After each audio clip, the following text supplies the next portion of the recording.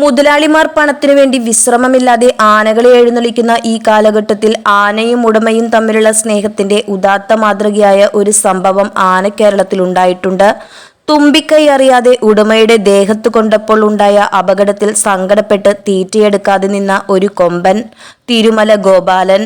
എറണാകുളം തിരുമല ദേവസ്വത്തിൽ ഉണ്ടായിരുന്ന ആന ഗോപാലനും ഉടമ വിശ്വനാഥ് ഷേണായും തമ്മിൽ അത്യപൂർവമായൊരു ബന്ധമാണുണ്ടായിരുന്നത്.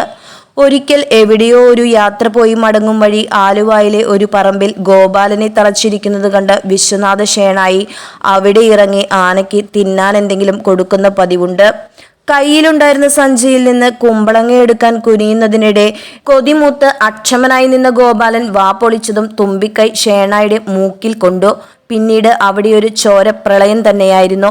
ഇത് കണ്ട് ആനയും ആനക്കാരനുമൊക്കെ അമ്പരന്നു.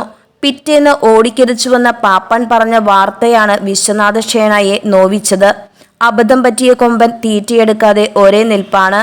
ഇത് കേട്ട ഷേണായി ഒരു വട്ടം കൂടി ആലുവായിലേക്ക് തിരിച്ചുവിട്ടു. ഷേണായെ കണ്ട ശേഷമാണ് ഗോപാലൻ തീറ്റയെടുത്തു തുടങ്ങിയത്. ആനയെ സാന്ത്വനിപ്പിക്കാനായി ആലുവായിലേക്ക് യാത്ര തിരിച്ച ഷേണായിയെ അനുഗമിച്ച മകൻ ബാലകൃഷ്ണ ഷേണായിയുടെ ജീവിതത്തിൽ ഇതൊരിക്കലും മറക്കാനിടയില്ലാത്ത സ്നേഹനിമിഷങ്ങൾക്കാണ് സാക്ഷ്യം വഹിച്ചത്.